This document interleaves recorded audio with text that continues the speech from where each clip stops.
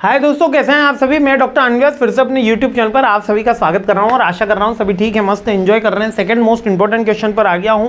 अंतिम प्रहार की सीरीज चल रही है, इंटरनेशनल IHRM का सब्जेक्ट चल रहा है। इंटरनेशनल HRM है, आइए तो उसमें बार बार आ ही जाता है। ठीक है, अब ये पेपर के बारे में कुछ इंपॉर्टेंट बातें जो आपको जाननी जरूरी है। सबसे पहला कि ये पेपर बहुत लेंदी आता है। इस पेपर में हाई स्कोरिंग पेपर है ये, मतलब सब बच्चे इसमें बहुत अच्छा स्कोर करते हैं।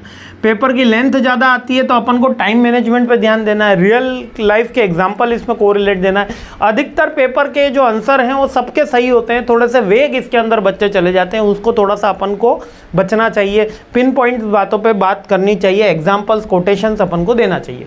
अब जैसे कि ये सेकंड क्वेश्चन देखते हैं। सेकंड क्वेश्चन क्या कह रहा है, shift in IHRM and IR यानी कि इंटरनेशनल ह्यूमन रिसोर्स मैनेजमेंट और IR यानी इंडस्ट्रियल रिलेशन। पहले तो क्या है दोनों चीज़ें, जो IHRM है इसके अंदर हम ह्यूमन रिसोर्स मैनेजमेंट का काम कर रहे हैं, यानी ट्रेनिंग, रिक्रूटमेंट, सिलेक्शन है ना, प्लानिंग, वो सारी चीज़ें, फोरकास्टिंग, परफॉर्मेंस अप्रेजल, ये सारी चीज़ें ह्यूमन रिसोर्स के जितने भी हो रही है वो इंटरनेशनल वाइज हो रही है, तो IHRM अपना सब्जेक्ट हो गया।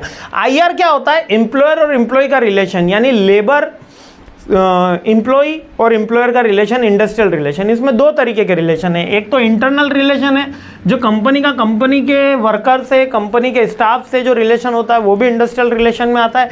सेकंड इंडस्ट्रियल रिलेशन, कंपनी का अदर सबऑर्डिनेट्स, कंपनी या सब कॉम्पिटिटर्स या सप्लायर्स, इनके साथ जो रिलेशन होता है वो भी इंडस्ट्रियल रिलेशन में आता है, लेकिन यूजुअली अपन इंटरनली के ऊपर ही बात करते हैं।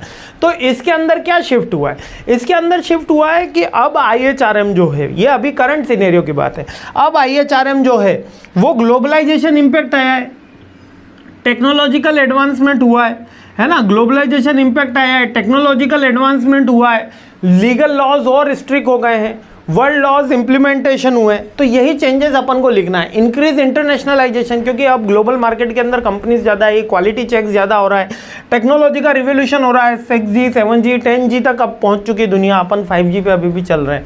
रिमोट और हाइब्रिड वर्क शुरू हो गया है, अभी क्या है, वर्क फ्रॉम होम शुरू हो गया है ना, तो कहीं से भी अपन काम कर रहे हैं। ठीक है, इसके अलावा आप एम्प्लॉय के एंगेजमेंट पे, अब एम्प्लॉय को प्योर एसेट्स मान रही, क्योंकि अच्छे एम्प्लॉय होंगे तो कंपनी अच्छी ग्रोथ करेगी, कंपनी फास्ट बनेगी, है ना। डाइवर्सिटी और इंक्लूजन दोनों चीज़ों का, डाइवर्सिटी यानी कि आपके पास डिफरेंट ओपिनियंस भी होने चाहिए, और इंक्लूजन सबका मेन गोल क्या होना चाहिए, कंपनी की ग्रोथ, है ना, और एम्प्लॉय की वेलबींग के ऊपर भी ध्यान दिया गया है। ठीक है, और एम्प्लॉय की एक्सपेक्टेशन अब केवल सैलरी से नहीं रही, उसको एक थोड़ा सा प्रेस्टिजियस कंपनी में भी जॉब चाहिए। अब उसको रेम्यूनरेशन के अलावा थोड़ा वर्ल्ड टूर या कहीं पे टूर, पिकनिक वगैरह वो एक्टिविटीज़ भी चाहिए, तो ये थोड़ा एम्प्लॉय का एक्सपेक्टेशन बढ़ा है। तो ये दोनों ही चीज़ें अपन को याद रखनी है कि ये एक बेसिक थ्योरेटिकल क्वेश्चन है, जिसमें अपन globalisation, technological advancement, legal laws, internationalisation, employ engagement, diversity, ये सारे पॉइंट्स इसके अंदर बढ़ गए। और डेमोग्राफी तो राइज ऑफ जेन जी वाले आजकल बच्चे बहुत आ गए हैं, है ना, जेन जी के बच्चे बहुत राइज कर गए हैं। मल्टी जनरेशनल वर्कफोर्स हो गई है, अब एजेड वर्क भी उसी में कर रहा है और मीडियम भी कर रहा है। आज मतलब कि आप देखोगे लेक्चरर, अब जैसे कि पहले क्या होता था कि PhD करने की एज सर आपकी 45 होगी तो PhD तो होगी है ना, ये है। तो मेरी PhD अराउंड कंप्लीट हो गई थी 2018 में। ठीक है, सबमिशन हो गया था 17 दिसंबर में, और 2018 में मेरी PhD कंप्लीट हो गई थी। 2014 में मैंने स्टार्ट कर लिया था। तो at that time I am 28 year old. अब कैलकुलेट कर लेना मेरी एज कितनी है। At that time I am 28 year old जब मेरी PhD कंप्लीट हो गई थी, जबकि यूजुअली एज होती है 45-40। तो ये क्यों हुआ, क्योंकि बहुत स्ट्रिक्टली अब पढ़ाई का जो एटमॉस्फेयर है वो बदल गया।